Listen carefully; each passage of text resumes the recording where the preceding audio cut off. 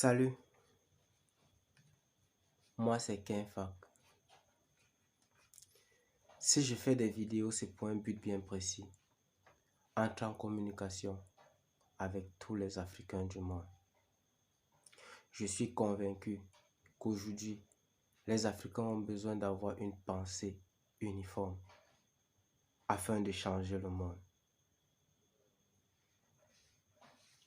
Et je vais commencer ma vidéo par vous parler de Jésus, afin que vous puissiez comprendre la raison de mes prises de position.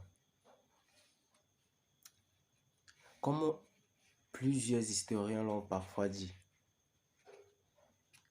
l'histoire est réelle, mais elle n'est pas toujours vraie. C'est le cas de l'histoire de Jésus. C'est vrai, c'est réel. Jésus a résisté. Jésus a existé. Et Jésus était un philosophe activiste qui avait une pensée de l'humanité positive. Il pensait à l'amour, à l'harmonie, à l'égalité et à la paix. Et il essayait de le matérialiser, de lui démontrer qu'il était possible de le vivre, cette pensée qu'il avait. Il a pu convaincre un certain nombre de personnes qui le suivaient partout où il allait. L'assister et l'aider à convaincre les populations de sa pensée, de sa philosophie. Mais la nuance devient lorsqu'on commence à exagérer dans son histoire. Comme par exemple quand on dit « il a multiplié le pain et le poisson pour partager aux gens ». C'est simple, c'est une métaphore. C'était un homme qui était capable d'arriver dans un endroit où il a 10 pains, 5 poissons, mais il y a 1000 personnes. Il fait l'effort de le partager à tous, afin que tout le monde puisse avoir une part. Mais lorsqu'il le faisait, des gens étaient tellement surpris, tellement fiers de ce qu'il faisait, qu'en contant cette histoire, il finissait toujours par exagérer. C'est ainsi que viennent les paroles comme « il communiquait avec Dieu ». Les paroles comme « il a transformé l'eau en vin ». Les paroles comme « il a multiplié le pain et le poisson ». Et il a donné aux gens, ils ont mangé. Il pouvait donner la confiance aux gens, le goût de la vie aux gens, mais il ne pouvait pas ressusciter les gens. Ça, c'est toute l'exagération de l'histoire. Elle est réelle, mais elle n'est pas vraie. Mais au fond, ses actions étaient positives. Mais il avait une prise de position qui faisait que ceux-là qui profitaient, qui s'enrichissaient de cette mauvaise façon de vivre de la société, ont tout fait pour le tuer. Ils sont passés par son disciple Judas, l'un de ses plus proches collaborateurs, pour le tuer. Et si je conte cette histoire, ou bien j'exprime ma pensée en ce qui concerne l'histoire de Jésus-Christ, c'est pour vous parler aussi des personnes là en Afrique qui avaient cette même pensée. Pour ne pas citer Muammar Kadhafi, Thomas Sankara, Félix Moumié. Ils sont nombreux. Mais je vais m'appesantir sur Thomas Sankara. Comme plusieurs disciples de Jésus, ils ont reçu la vocation, l'appel de Jésus. Moi, j'ai reçu l'appel de Thomas Sankara. J'ai reçu la vocation de Thomas Sankara. Mais, contrairement aux chrétiens, il ne m'a pas parlé en songe. Il ne m'a pas parlé dans la nuit. Non.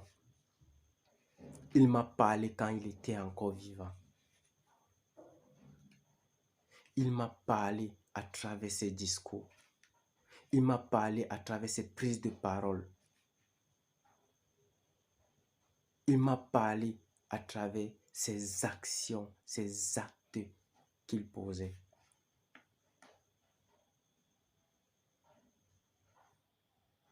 Contrairement aux chrétiens qui pour eux, pour recevoir l'appel, il faut être spécial, il faut être particulier, il faut être né des pieds. Avec Thomas Sankara, tout le monde est appelé.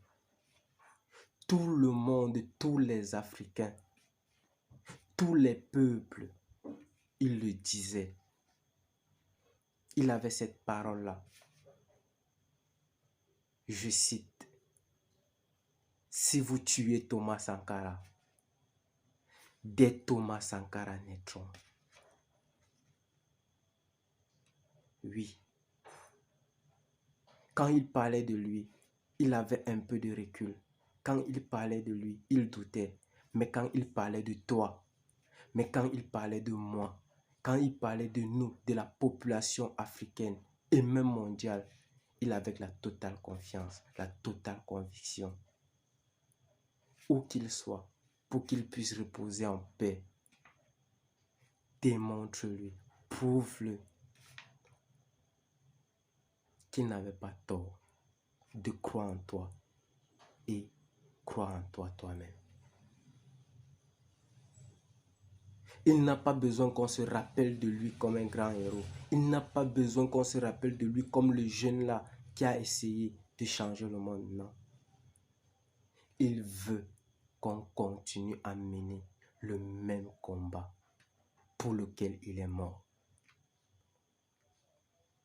Cela fera sa totale fierté. Oui, je suis un disciple de Thomas Sankara. Et je choisis, comme on le dit parfois, on ne sert pas quelqu'un, mais on sert une cause. Moi, je choisis de servir la cause de ce grand homme qui est Thomas Sankara. Pour recevoir son appel, c'est simple. Il suffit de l'écouter. Écouter ses discours. Écouter ses prises de position. Chercher à connaître qui il était et ce qu'il voulait vraiment. Sans t'en rendre compte, tu finiras par défendre sa cause un jour. Pour lui, l'Afrique est le seul continent au monde actuellement qui peut sauver l'humanité. Parce que l'humanité est en grand danger par une minorité de personnes avides qui n'ont plus aucune conscience, qui ont vendu leur âme. Ils ont pris cette humanité en otage. Ils détruisent tout. Ils gâtent tout. Les animaux, les plantes, les hommes. Ils détruisent tout. Ils épuisent tout. Toute l'humanité est en danger. Et cette humanité a besoin de toi, jeune Africain. Sache que tu es le seul aujourd'hui sur cette planète Terre capable de changer les choses.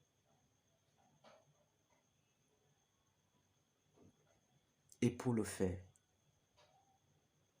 je te conseille de faire confiance à Thomas Sankara.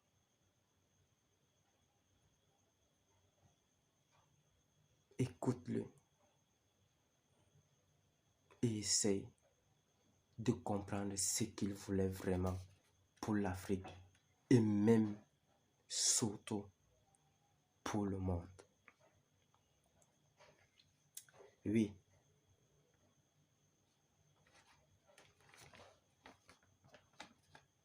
Mais avant de continuer ma vidéo, s'il vous plaît, je veux vous faire écouter quelques extraits de ce génie afin que vous puissiez comprendre que lui, il n'avait pas pensé seulement à l'Afrique. il n'avait pas pensé seulement aux Africains. Et essayez de vous convaincre de croire en lui, parce qu'il croyait en vous, vous-même. Écoutez-le pour pouvoir le comprendre. Je reviens tout juste après.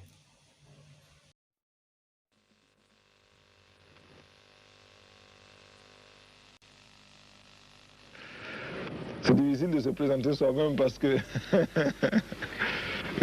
on ne se connaît jamais bien. On ne peut pas être à l'étage et puis se voir dans la rue en train de marcher. Et je préfère laisser le soin aux autres de dire comment ils me perçoivent. Qu'est-ce que la démocratie pour vous? Je crois au peuple. Le peuple, je crois comme une force, comme une puissance. Celui qui sait parler au peuple, celui qui sait avoir la confiance du peuple, peut tout réussir. Mais Parler? Non, parler au cœur du peuple. Faire sentir ses idées au peuple. Comment vous leur faites sentir? Mais je crois que pour bien parler au peuple, il faut parler des questions qui concernent le peuple. Si nous parlons de la guerre des étoiles, le peuple ne sent pas la guerre des étoiles. Il ne sait pas ce que c'est. Il a d'autres préoccupations. Il veut manger, il veut un logement, il veut du travail, il veut de la santé, il veut l'éducation, il veut des routes. Ça, le peuple le comprend. Et quand vous parlez de cette façon-là, si vous êtes sincère et si vous proposez des solutions, alors là, le peuple vous écoute pour appliquer vos solutions ou pour proposer d'autres solutions. Et nous disons que réellement, ceux qui s'opposent à notre peuple s'opposent à leur propre peuple. Il n'y a qu'à bien regarder et l'on s'apercevra que l'impérialisme tentaculaire qui tente de continuer son action ventouse sur la Haute-Volta, cet impérialisme-là fait déjà du tort dans la zone géographique où il évolue. Ceux qui n'aiment pas le peuple voltaïque, ceux qui s'opposent au peuple voltaïque, de quelque façon que ce soit, sont ceux-là qui font du tort à leur propre peuple et veulent le maintenir sous leur domination. Domination évoluée ou domination primaire, mais domination quand même. Les peuples du monde entier ont le même combat à livrer pour la justice sociale, pour la liberté, pour la démocratie. Et s'il y a bien un message que nous souhaitons faire passer ici en France, avant de quitter Paris, c'est bien celui-là. Le peuple français peut trouver en nous, peuple voltaïque, un peuple ami, un peuple qui combat les mêmes ennemis que lui. Parce que ceux qui sont exploités en France sont les mêmes qui sont exploités en Volta. Et ceux qui souhaitent se libérer de toutes les formes de domination en Volta existent également en France. Tant pis si par moment le langage est un peu cassant. Mais c'est le langage de la vérité et la vérité est révolutionnaire. Nous pensons aussi que notre rôle est de tout faire pour établir les meilleures relations entre les peuples. Car j'insiste, les gouvernements ont leur logique. Les gouvernements ont leur politique. Et ce n'est pas avec le gouvernement que nous voulons travailler. Nous ne faisons que lorsque nous sommes obligés de passer par le gouvernement. Nous voulons directement mettre notre peuple au contact des autres peuples. Il n'appartient pas à la Haute-Volta d'apporter sa caution à un quelconque gouvernement. Et nous sommes certains que ceux qui aiment leur peuple aiment les autres peuples. Et ceci est extrêmement important et capital pour nous. Ceci est d'autant plus capital qu'il explique que nous ne voulions pas exporter notre révolution. Il explique que nous ne voulions pas nuire à qui que ce soit.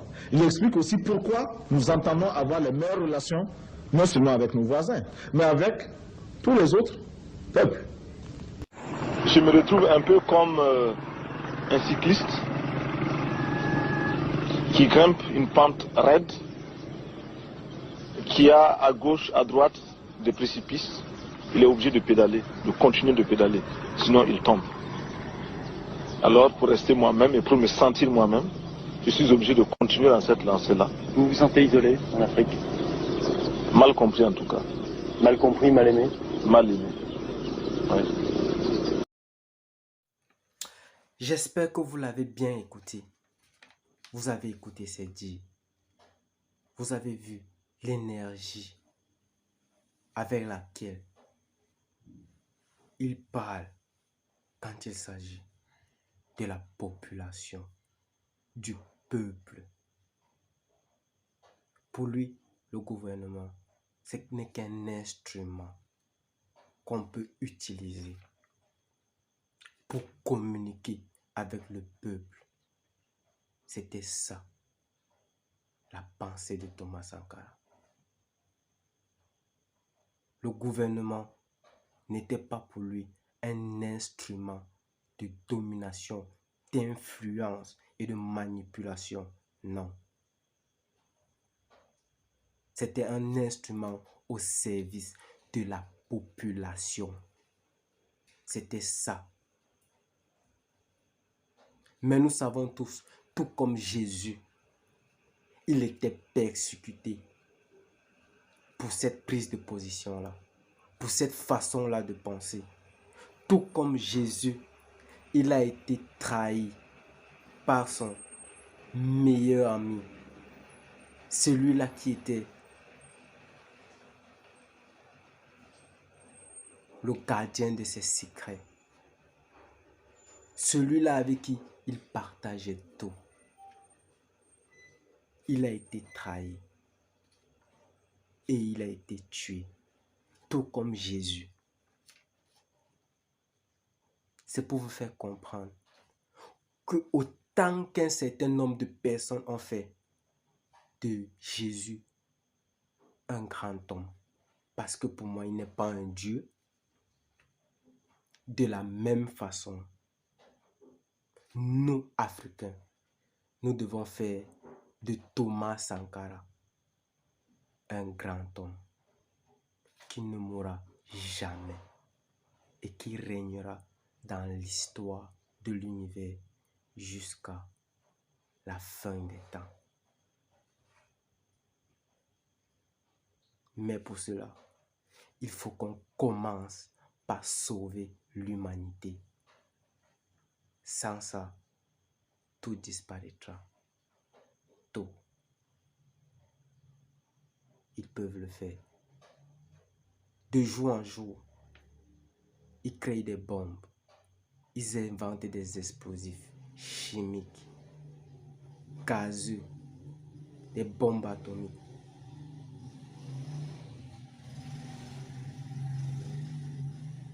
C'est pour en faire quoi?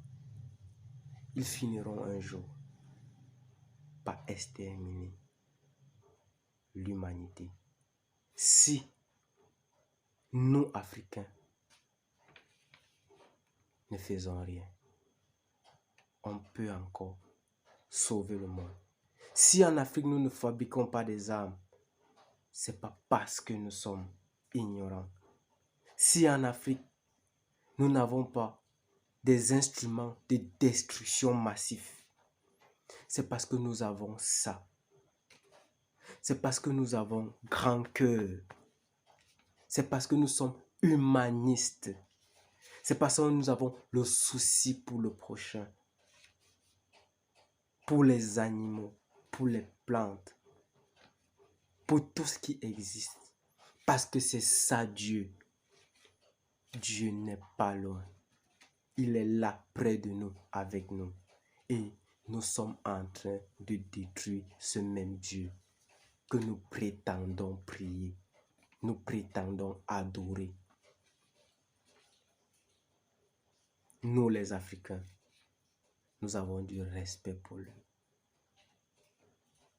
Si un seul instant, nous prenons conscience de la force de l'union en Afrique, nous finirons un jour pas sauver l'humanité.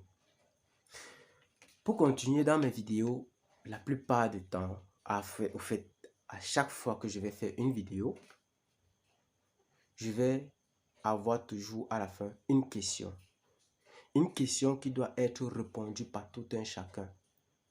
Étant donné que nous voulons d'abord lutter contre cette éducation de domestication et de domination, on n'impose pas de définition.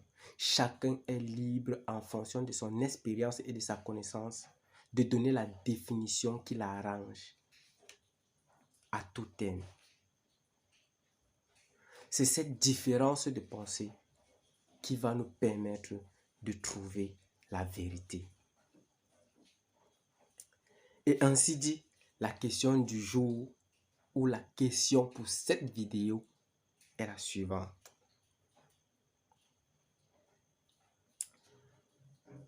Quel est le rôle de l'homme sur la terre? Je me répète, la question est la suivante. Quel est le rôle de l'homme sur la terre? Je te suis très reconnaissant et je te remercie beaucoup. Seulement le fait de savoir que tu as écouté ma vidéo jusqu'à la fin me satisfait et me rend heureux. Parce que tu auras besoin de suivre et d'écouter toutes les vidéos suivantes que je vais faire. Je te conseille vivement de t'abonner parce que la suite va être très violente, très percutante, trop influente. Parce que tu n'es pas le seul à être utile pour ce combat. Parce que nous avons besoin de réunir tous les Africains du monde. Partage. Partage la vidéo afin qu'elle arrive à tous les Africains que tu connaisses. Partage, fais-le maintenant. Parce que le combat, ce n'est pas de reconnaître la grandeur de Thomas Sankara, mais c'est de passer à l'action. C'est tout ce qu'il attend de nous. On peut l'oublier, pour lui, ça ne le fera pas mal. Tant que nous menons des actions pour continuer à mener son combat. Et ton rôle à jouer en ce moment-ci, c'est de partager la vidéo. Tout simplement partager. Tu auras joué un grand rôle dans la libération de l'humanité tout entière. Ne pense pas, toi, Africain, que tu es le seul qui est victime. Écoute un peu, tends l'oreille et tu comprendras que toute l'humanité pleure. Mais la nuance est que toi, black comme moi, a la capacité de sauver ce monde. Partage. N'oublie pas de commenter afin de donner ta définition ou ta réponse de la question posée. Ciao, ciao. À la prochaine. Merci beaucoup.